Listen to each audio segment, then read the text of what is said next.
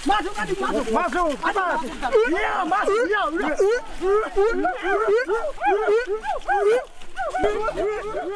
Kayu besi rawa sepanjang 17 meter ini disiapkan untuk membuat salib. Melihat panjangnya, timbul pertanyaan, siapakah yang akan disalib? Siapapun itu, pasti sesuatu yang lebih besar dari mereka. Tapi Frankie Woro, Casimilus Awe, dan warga suku Auyu di Papua Selatan ini tak akan melukai siapapun. Mereka memakai salib ini sebagai tanda perlawanan.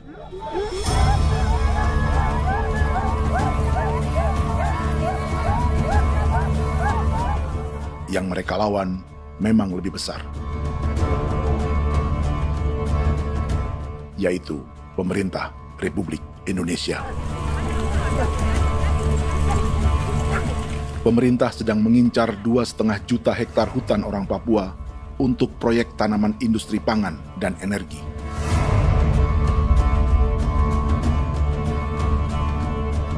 Ratusan kilometer dari salib orang-orang Auyu itu, orang Muyu sedang menyiapkan gerakannya sendiri. Tapi kali ini dalam bentuk sebuah pesta. Pesta yang disiapkan oleh marga Kimco Jinibju selama 10 tahun.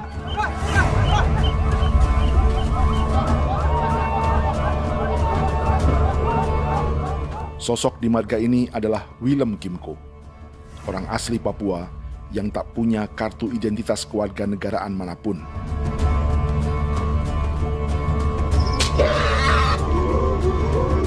Pesta adat ini sudah cukup langka. Tak hanya di Papua, bahkan di kawasan Pasifik dan peradaban Melanesia.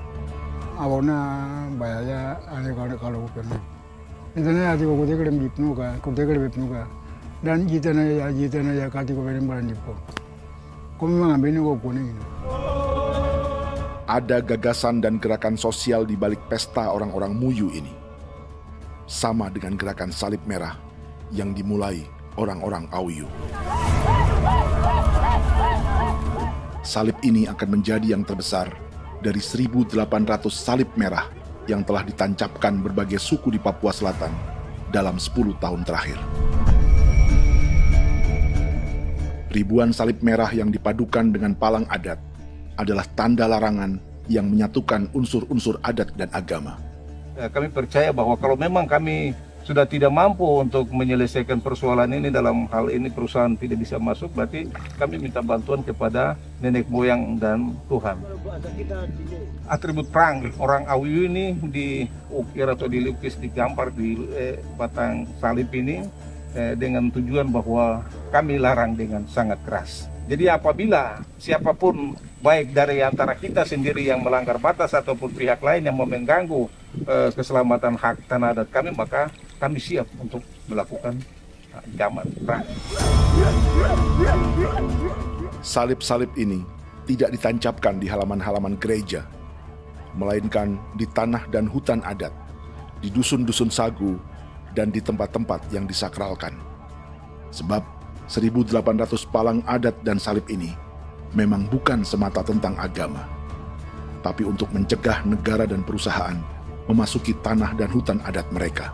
Papua bukan negara kosong.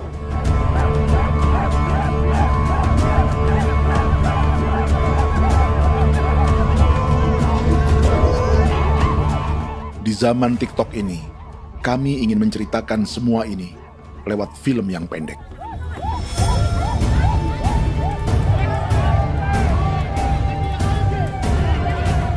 Tapi kami jelas gagal.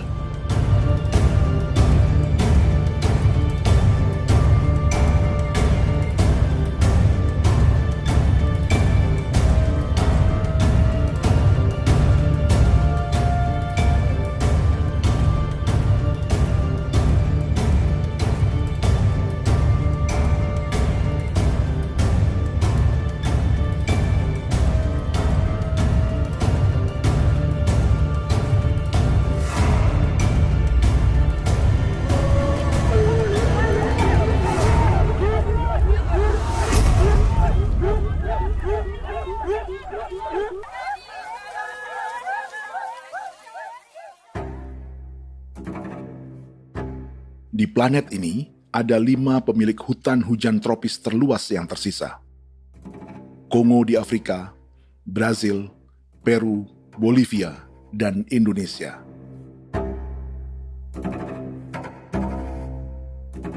Di Indonesia, satu-satunya pulau yang hutannya masih terjaga adalah Papua, pulau terbesar kedua di dunia setelah Greenland. Lewat sejarah kolonialisme yang panjang, pulau ini kini dikuasai 2 negara. Bagian barat oleh Indonesia yang juga dikenal sebagai West Papua, dan bagian timur menjadi Papua Nugini. Dan tepat di perbatasan ini, di bagian Indonesia, sedang terjadi proyek pemusnahan hutan terbesar di dunia.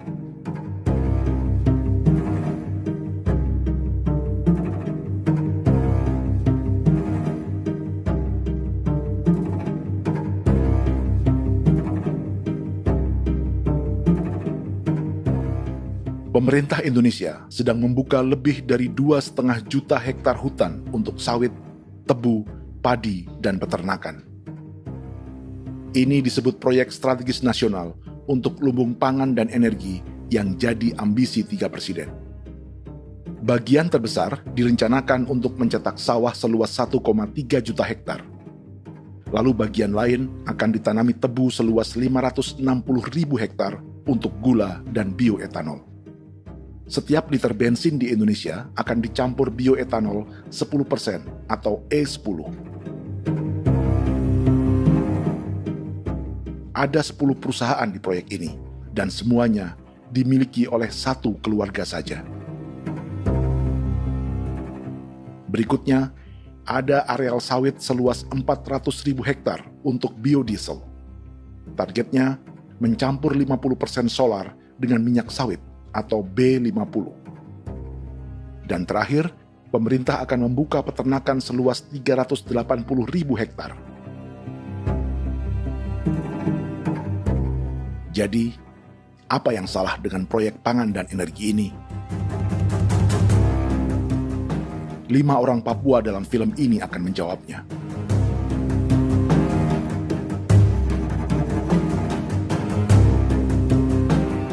Yang pertama adalah Yasinta Moiwen dari suku Marin.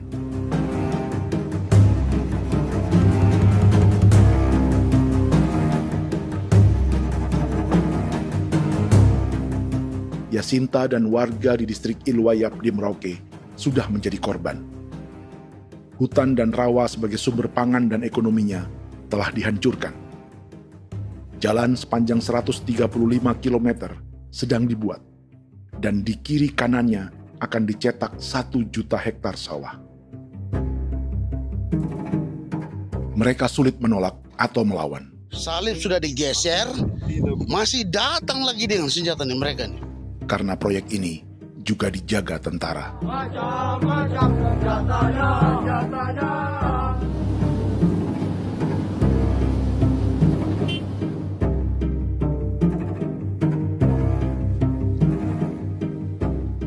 Yang kedua adalah Natalis Buer di distrik Tanah Miring, Merauke. Petani milenial ini merasa ditelantarkan. Sebab setelah hutannya diubah menjadi sawah, sebagian sawah-sawah ini tak tergarap. Orang asli Papua seperti Natalis tak punya modal untuk benih, pupuk, perawatan, hingga ongkos panen.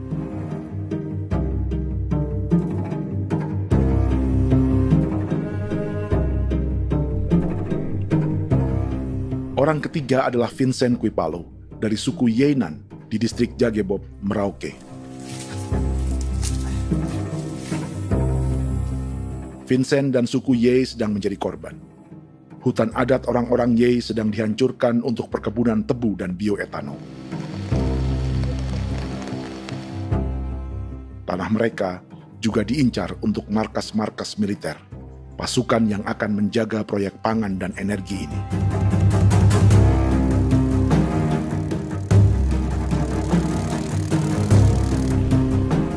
Yang keempat adalah Frankie Woro dari suku Auyu di distrik Fofi, Kabupaten Bovendigul. Hutan dan tanah mereka terancam perluasan perkebunan sawit untuk campuran biodiesel atau B50. Orang-orang dari suku Auyu ini adalah calon korban. Merekalah salah satu pelopor gerakan Palang Adat dan Salib Merah. Meski kadang berseberangan dengan gereja yang mereka anggap lebih mendukung pemerintah dan perusahaan. Mereka bahkan sedang merencanakan gerakan yang lebih besar, dengan salib yang lebih besar. Tanah milik Somu Sobisiba itu bahwa tanah ini diciptakan oleh Tuhan dan memberikan warisan kepada kami. Kami ini hanya hak jaga.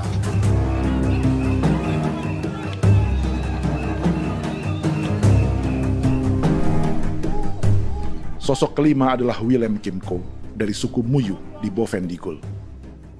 Tokoh adat dari Muyu ini hidup di garis belakang proyek negara, sehingga belum menjadi korban. Tapi mereka sedang bersiap menghadapi segala kemungkinan. Tinggal di belantara dan perbatasan membuat sebagian mereka tak punya status kewarganegaraan. Tapi mereka telah hidup jauh sebelum ada Indonesia atau Papua Nugini.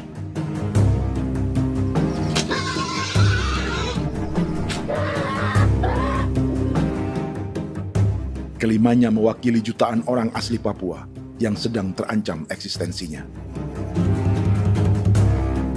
Jika kita merasa kepunahan peradaban Neanderthal di Eropa, Aztec dan Inca di Amerika, atau aborigin di Australia adalah sejarah masa lalu, film ini menceritakan bagaimana pemusnahan sebuah bangsa dan kepunahan sebuah peradaban sedang terjadi di masa hidup kita.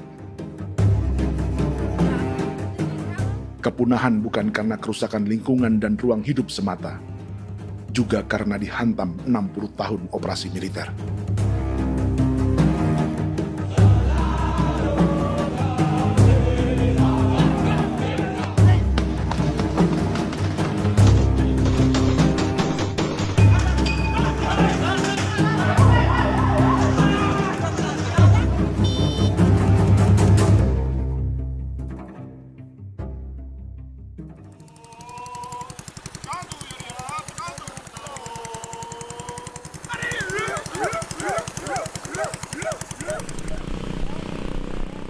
Frankie Woro dan orang-orang Auyu sedang berburu.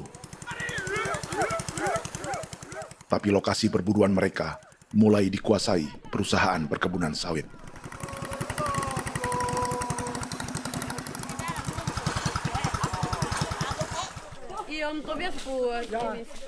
Kita akan menuju arah ke Inabusu. Di sana kami akan masuk di wilayah konsesi perusahaan PT Indo Asiana Lestari, dan di situ ya ada survei-survei mereka yang mereka pernah lakukan, tapi juga kami ada lakukan tanda-tanda saksi di sana.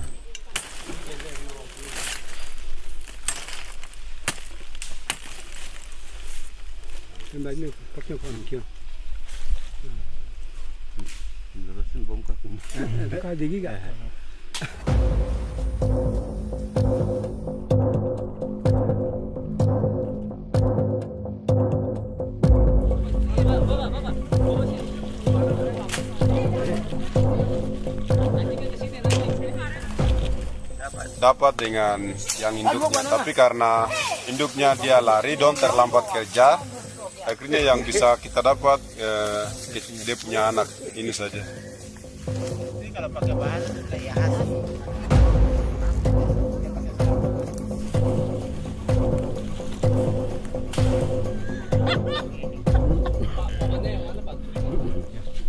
Pohon ini pohon bitanggur, dia punya kayu ini kita biasa gunakan untuk kerja perahu, dan juga kulit depu getanya itu kita pakai untuk kerja ini, panah-panah ini lem, jadikan lem ini, panah-panah. Hutan ini adalah supermarket bagi suku Auyu. Juga lumbung pangan atau bank untuk menyimpan deposito kekayaan alam. Hutan juga tempat yang penuh dengan sejarah suku, situs budaya, dan tempat-tempat sakral. Inilah yang sedang mereka pertahankan dari incaran pemerintah dan perusahaan. Untuk semua alasan ini, mereka menancapkan ribuan salib merah.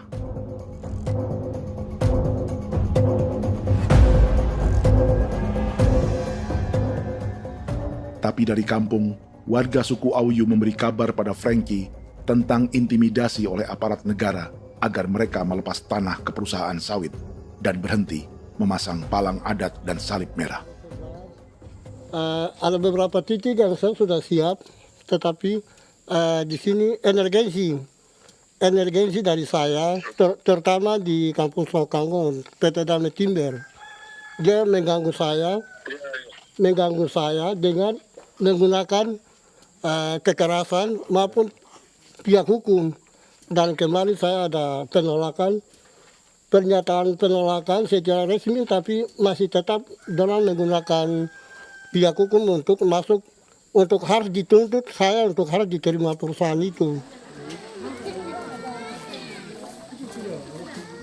Kita di situ ada 15 marga, tetapi 15 marga juga tidak setuju.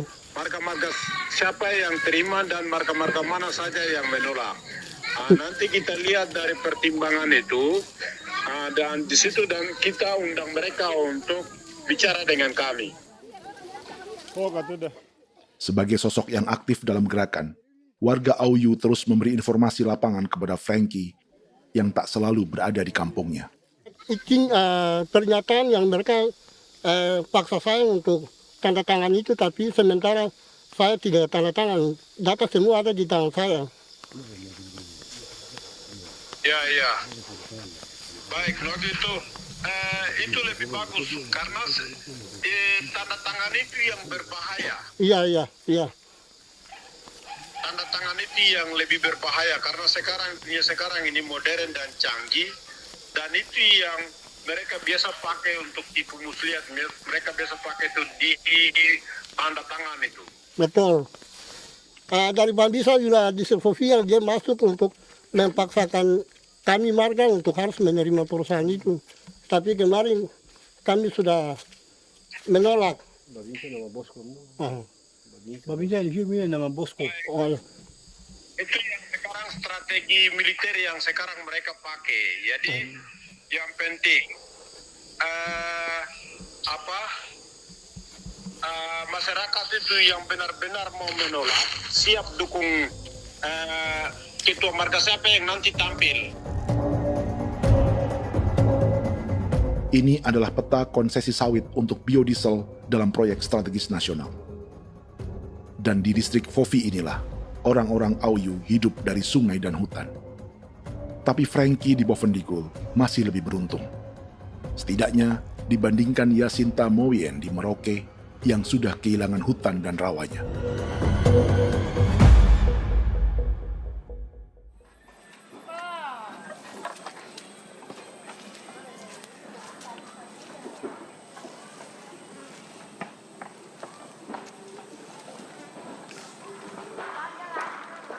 Yasinta dari suku Marin adalah petani sayur di Kampung Wanam, distrik Ilwayap, Merauke. Memanfaatkan lahan yang ada, ia berkebun dan menjual hasilnya ke pasar kampung. Ini ekonomi warga di Wanam untuk menghasilkan uang, lalu memberi barang kebutuhan yang tak bisa mereka produksi sendiri. Tapi kehidupan sebenarnya ditopang oleh ekosistem hutan dan rawa. Inilah sumber pangan utama dan peradaban mereka.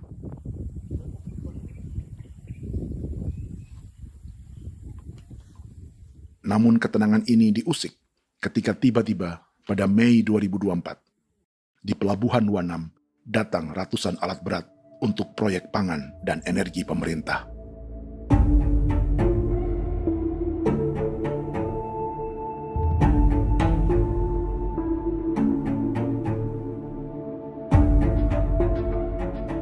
Kami masyarakat setempat kami tidak tahu.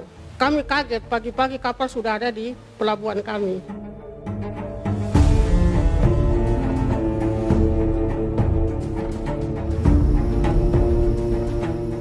Yasinta Moywen atau Enrika Gebze dan warga lainnya tak pernah diajak bicara atau dimintai pendapat. Seakan-akan Papua adalah tanah kosong. Kita suka kaget yang dong bawa turun alat berat dong bawa turun, kita kaget masyarakat. Dorang subongkar itu kayu-kayu.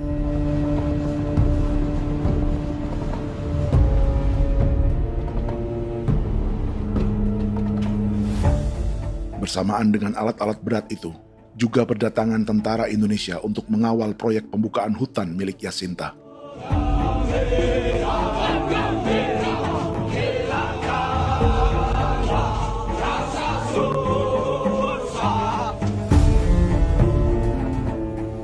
Ribu alat berat didatangkan dari Cina ke Papua oleh perusahaan bernama John Lin Group sebagai kontraktor pemerintah. Ini disebut sebagai pesanan eskavator terbesar di dunia dengan nilai 4 triliun rupiah. Misinya membuka hutan dan rawa milik orang Marin, salah satunya untuk membangun jalan sepanjang 135 km.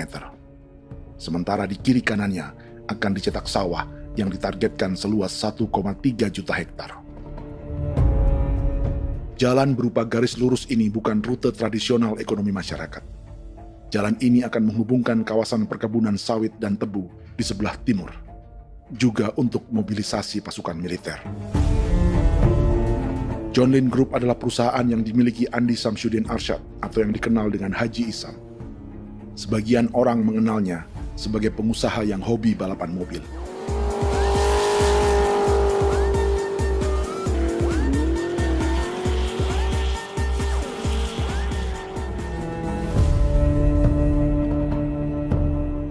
Tapi di Kalimantan, ia berbisnis batu bara, perkebunan sawit, pengolahan karet, penerbangan, perkapalan, dan biodiesel.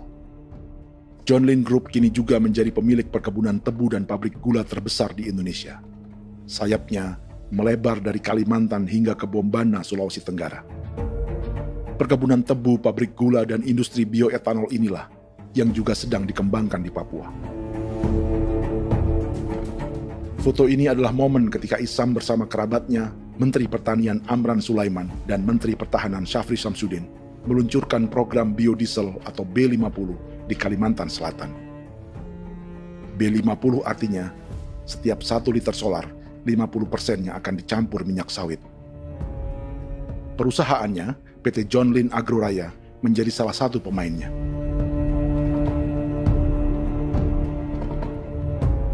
Sepanjang tahun 2025, saham PT John Lin Agroraya pernah naik hingga 700%.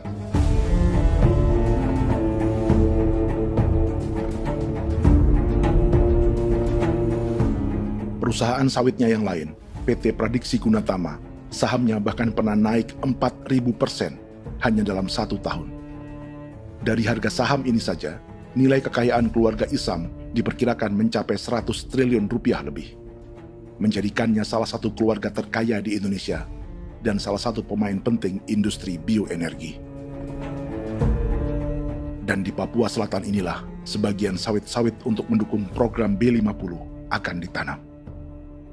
Inilah tanah orang-orang Wambon, Muyu, Marin, Yei, atau Auyu seperti Frankie Ward.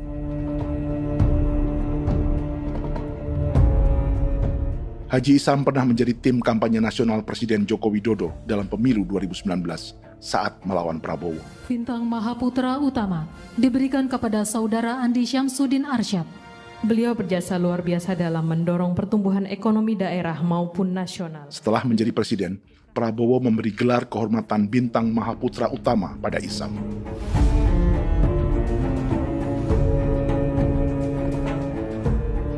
Sejumlah menteri Prabowo, juga kerabat dan orang-orang yang pernah bekerja di perusahaan Isam.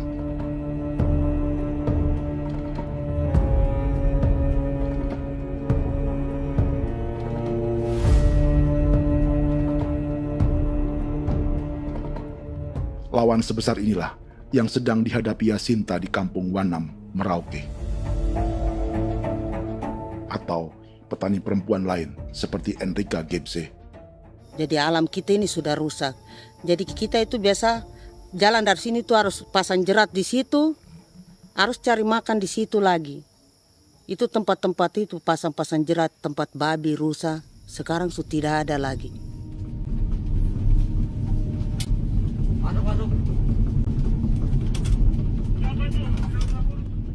Rekaman ini memberi gambaran bagaimana Kasuari kehilangan rumah di bekas hutan dan rawa yang telah dibabat.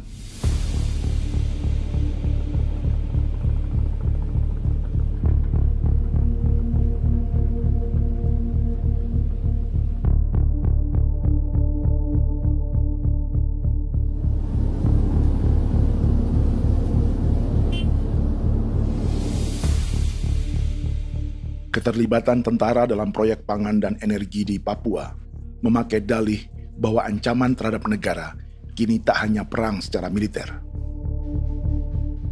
tapi juga melalui pangan dan energi. Kementerian Pertahanan pun terlibat karena proyek ini dianggap operasi militer selain perang. Jadi tugas kamu adalah menjaga sumber cadangan pangan nasional. Macam-macam senjatanya, Proyek ini menambah panjang alasan mempertahankan kehadiran tentara di Papua dalam 60 tahun terakhir. Saat ini, jumlah tentara Indonesia di Papua mencapai 56.000 personel, atau ada 1 tentara untuk setiap 100 orang Papua. Bandingkan dengan rata-rata nasional, di mana hanya ada 1 tentara untuk 696 penduduk Indonesia. Itu belum termasuk polisi. Artinya, 1 orang Papua dijaga lebih banyak senjata dari rata-rata penduduk Indonesia. Tanah dan hutan diambil secara sepihak untuk kepentingan pembangunan batalion dan bandar antariksa. Ini bentuk perampasan masyarakat. Penolakan kehadiran markas-markas militer terjadi di sejumlah tempat di Papua. Tak hanya karena trauma dan ketakutan, juga karena mengambil tanah-tanah adat.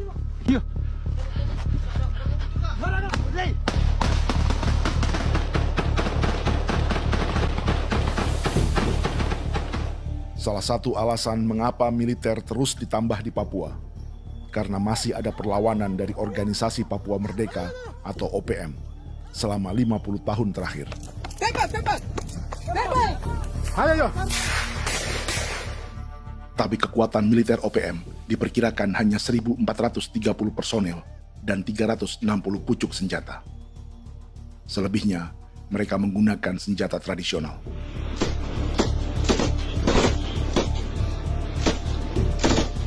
Dengan demikian, kekuatan tentara dan polisi di Papua 58 kali lebih besar dari gerilyawan Organisasi Papua Merdeka.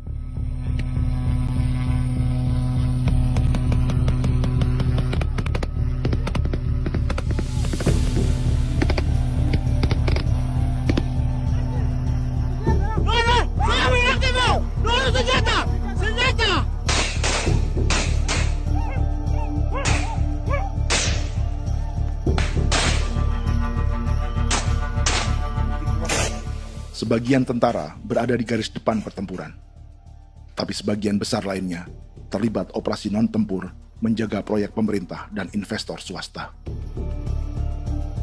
Seperti Batalion Infanteri Teritorial Pembangunan di distrik Jagebob, Merauke ini. Lokasinya bersebelahan dengan konsesi lahan tebu untuk gula dan bioetanol milik PT Murni Nusantara Mandiri. Baik perusahaan maupun markas militer, keduanya mengambil hutan milik suku Ye dari marga Kuipalo. Tapi dorong datang, tanam ini saja di sini, tanam papan nama ini. Victor Kuipalo menunjukkan apa yang terjadi. Jadi kita juga kaget ini. Nah, kalau ini papan nama ini memang, ini papan nama ditanam tapi bukan haknya mereka yang ini. Ini hak kami di sini, hak dusun kami, marga Kuipalo yang punya hak dusun ini. Setelah memasang patok, alat berat mulai bekerja untuk membangun markas militer di tanah orang Ye.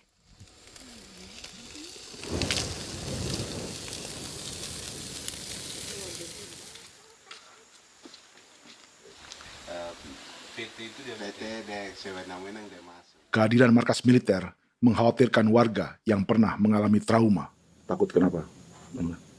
Kalau macam yang awal macam sekarang bu kampung hidup ini kan aman. Terus kenapa harus didirikan korem di sini? Bukankah dengan adanya Korem semakin aman ada tentara di sini? Kalau untuk kampung kayaknya tidak bisa aman kalau ada tentara, paling masyarakat dipukul itu ini. Kalau kampung hidup begini malah saya sejahtera dan saya punya masyarakat. Apa pernah ada pengalaman buruk sebelumnya dengan tentara di daerah sini? Ada yang cerita waktu pos-pos di sini tuh di 13, 12 itu zaman katanya Patimura. Memang kasihan. Malah kita punya orang ini yang dianiaya betul, dipukul. Disuruh kerja bakti tidak mau atau lama mencari, namanya kita pangkur sagu itu butuh waktu 1 minggu. Kalau lama begitu ya paling diseret apa pukul itu. Operasi militer Indonesia di Papua dimulai tahun 1962 lewat Operasi Trikora. Tapi perlawanan bersenjata pertama di Papua baru dilakukan tahun 1965 di Manokwari.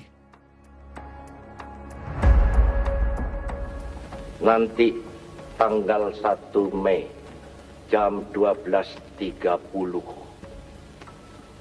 pemerintahan di Irian Barat mutlak akan jatuh di tangan.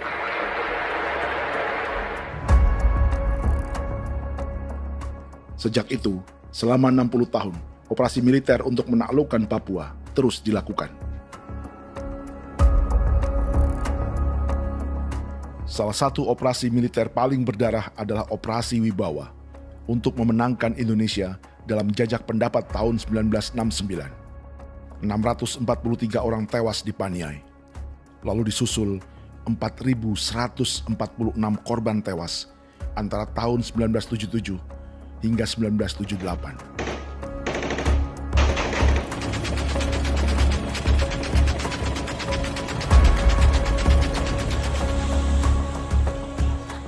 Operasi militer ini menimbulkan gelombang pengungsian hingga kini.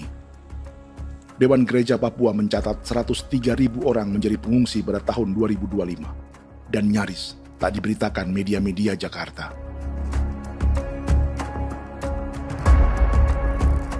Jumlah pengungsi terbesar tercatat di Nduga yang mencapai 20.000 jiwa. Banyak di antaranya yang sedang hamil, seperti Jubiana, salah satu pengungsi Nduga. Jadi ini tagarik mesti kagi be muguruk berselari di namen wane gosel bigari me egirik menene an nimbo misle bok selar nene wam dak yak lek prak de oi gore bangal no so ndak lo yo nandam yanet ndang no yat de nanen di ko nerwa membri wal marwa egirik mener wa tri bel no semana ngal siya kaya berkumpit nyak masalah orena me woko suluk ri namen wani ko semane kuman nak wani ndemo ko ndak misri namen bre ko lo nak no semana ne be minit waru da kana bi ni dige war be mino pragit de laina bulan Maret April yana mana kantan barang na lire na bam ne Jubiana lalu menamai anaknya pengungsi Kogoya. Selain Jubiana, juga ada Emma dari Maibrat yang melahirkan di hutan. Sampai di kampung gini, katanya bilang ada tentara yang bangun jembatan. Nah, capek itu juga pun masih tahan. Kembali lagi ke hutan lagi. Seperti itu sampai sejatuh di tengah jalan. Orang sampai banting di kayu semuanya. Berasa sakit begitu. Melengkapnya tuh Domika Serli, pengungsi Wako. Masyarakat sipil dari kampung Aitrem sementara mengungsi karena kampungnya sementara dikuasai oleh TNI Polri. Seratusan ribu pengungsi di Papua saat ini jauh melampaui jumlah yang mengungsi ke Papua Nugini tahun 1984, yaitu 10.000 orang karena menghindari operasi militer.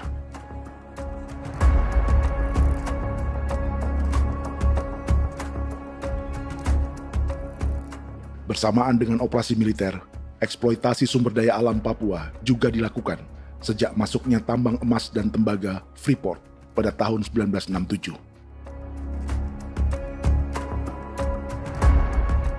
Disusul perkebunan sawit awal tahun 1980-an. Lalu ada perburuan buaya untuk diambil kulitnya.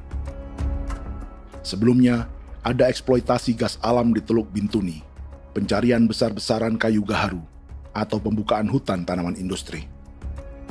Ini belum termasuk perburuan dan perdagangan ikan arwana di selatan Papua, penebangan kayu merbau dari hutan-hutan Jayapura, emas di Blok Wabu Intan Jaya, bahkan nikel di pulau-pulau kecil Raja Ampat. Dan kini, dalam skala yang belum pernah terjadi dalam sejarah, Papua dipaksa mencetak sawah, tebu untuk bioetanol, dan sawit untuk biodiesel.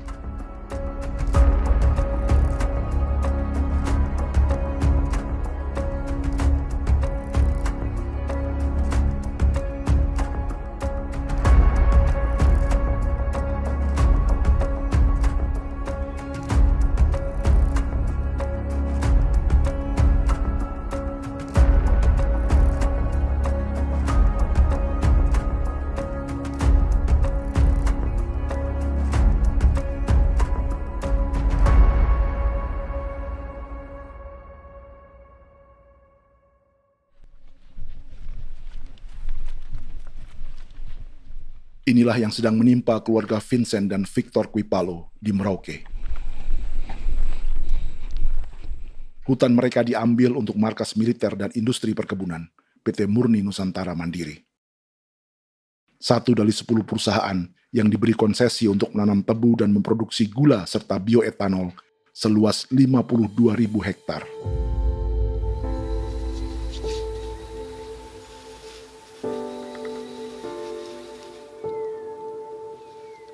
Perusahaan ini dianggap mengambil hutan dan tanah orang-orang Ye, terutama marga Kuipalo, yang memiliki hak adat terhadap 2.300 hektar hutan.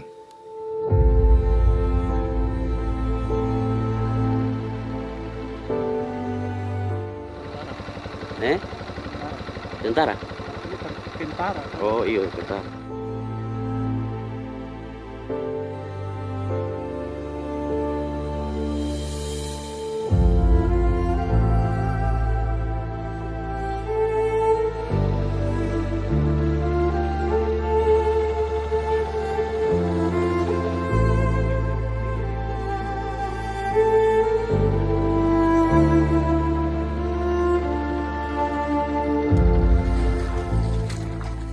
Keluarga Kuipalo sedang melihat apakah perusahaan semakin mengancam tanah mereka.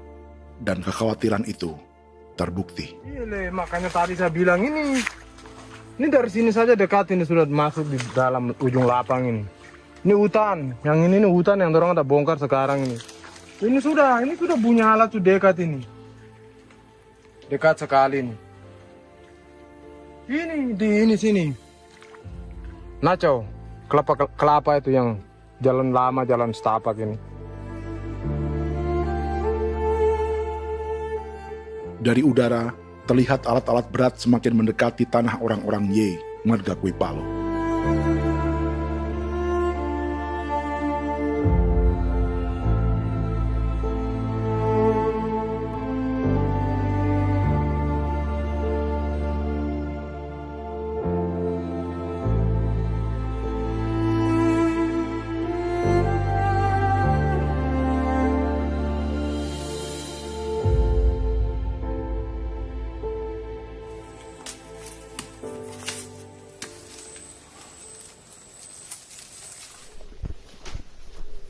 Keesokan harinya, Victor dan kerabatnya memberi tanda cat merah di pohon-pohon yang berada di batas tanah mereka.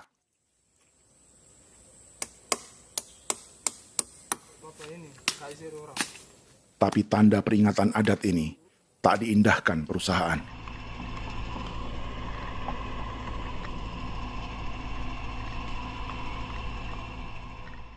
Dua bulan kemudian, perusahaan tetap memasuki tanah marga Kuipalo.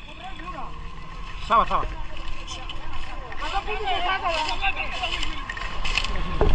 manusia, kau lihat. Tapi tidak sudah sakit hati sekali saya kata adik. Ini sama baik ini kalau tidak berubah lagi adik. Kami juga punya tangan, hanya beda rambut. Mister itu juga. Wah, buka. Tidak.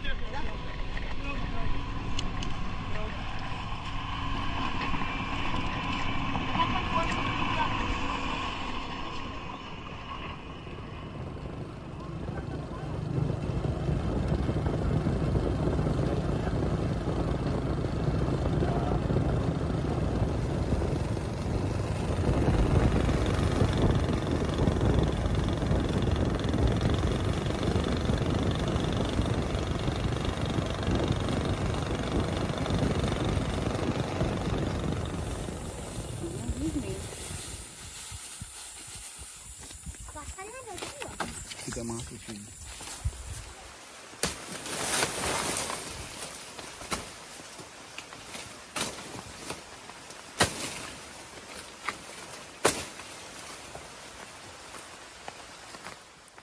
Jadi ya untuk itu seperti saya katakan tadi, apakah lebih baik kita tidak usah ada kan atau bagaimana, kita pisahkan,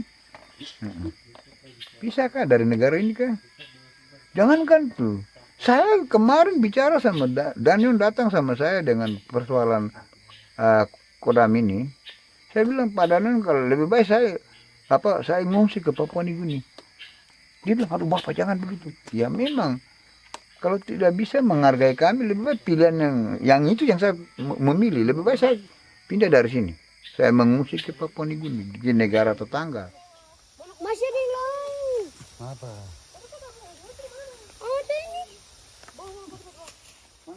Saya bilang sama Kapolsek, Pak, Agustus ini, 17 Agustus saya tidak kasih naik bendera merah putih. Saya bendera ada, nanti saya taruh di meja. Bendera saya ada. Karena saya punya pikiran percuma kita ini merasa bahwa kita hidup di bawah naungan merah putih. Ternyata merah putih tidak lindungi kami. Tidak anggap kami sebagai kami rakyatnya. Dia lambang negara. Dan kami menghargai lambang negara itu.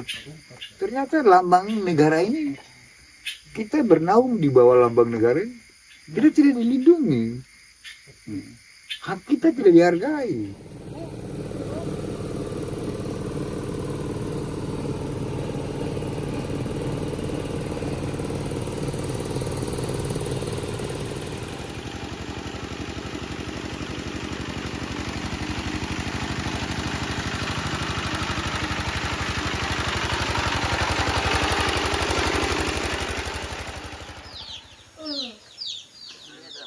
Marga Kuipalo dari suku Ye terus mendapat teror dan intimidasi agar melepas tanah mereka yang hanya dihargai Rp300.000 per hektar. Tapi mereka tidak berjualan tanah. Makanya mama itu tidak suka untuk lepas tanah. Untuk apa? Baru di dalam hutan itu ada obat-obat tradisi. Itu sudah Kalau macam ada sayur juga, kita ambil sayur yang dia tumbuh sendiri. Jadi kita ini mau kemana, kalau itu sudah digusur, ya habis. Kita ini jadi penonton. Jangan sampai kita ini duduk minta di jalan. Jadi kita tidak mau seperti itu. Makanya tanah itu kita tidak melepas. Tapi mungkin orang lain tuh dia senang saja. Lebih baik saya pegang uang merah dulu. Saya bisa beli-beli itu ini.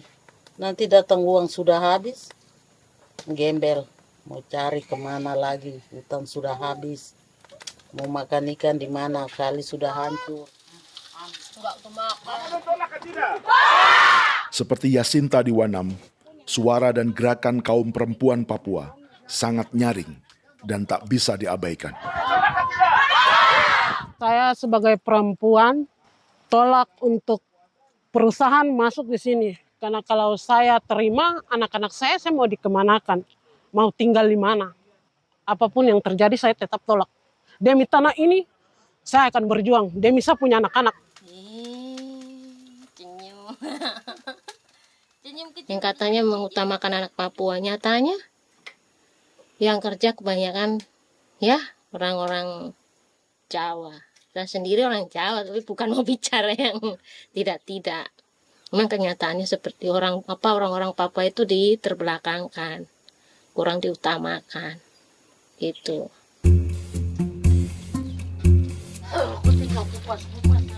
Proyek food estate seperti mencetak sawah, bukannya tak diikuti warga Papua.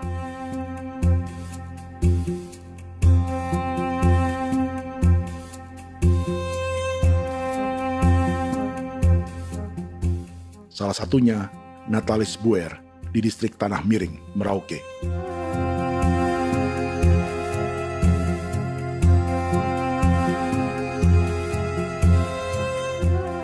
Setelah menghabisi hutan, pemerintah Indonesia mencetak sawah untuk tanaman padi karena beras mulai menjadi makanan pokok menggantikan sagu. Sebagian besar penggarapnya adalah warga transmigran yang datang sejak era 1980-an.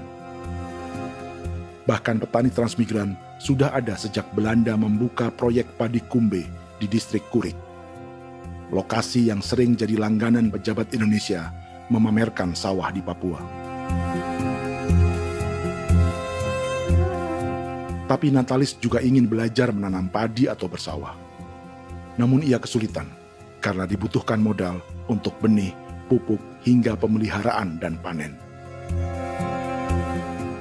Lalu sawah-sawah ini pun mulai dikuasai pendatang.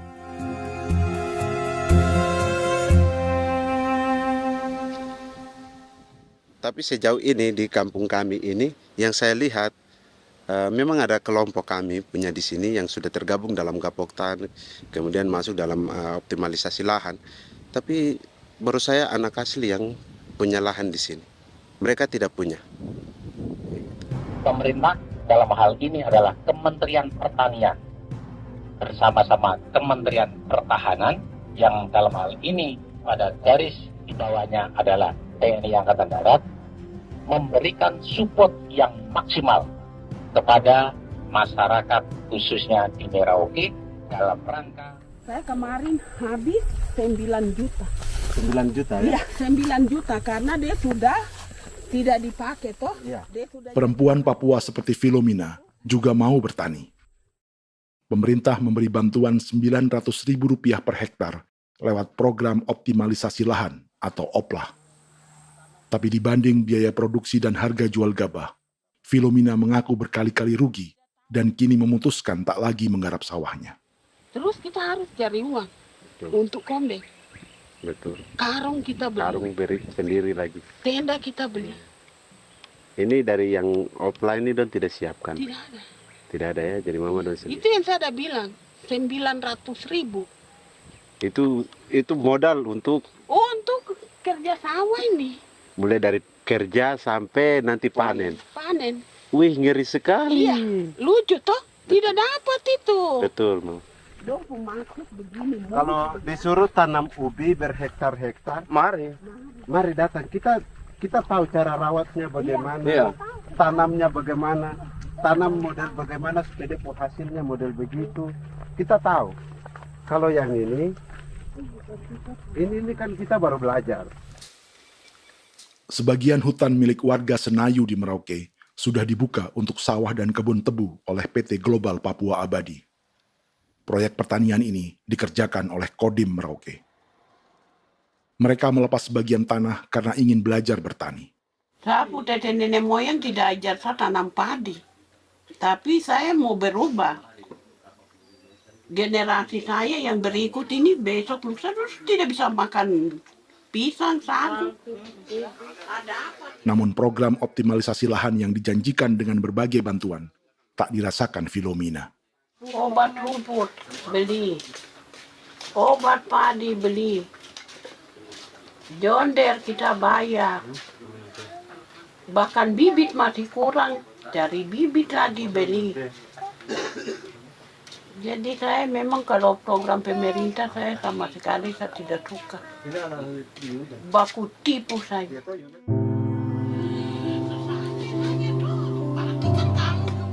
Mereka merasa ditinggalkan sendiri, jatuh bangun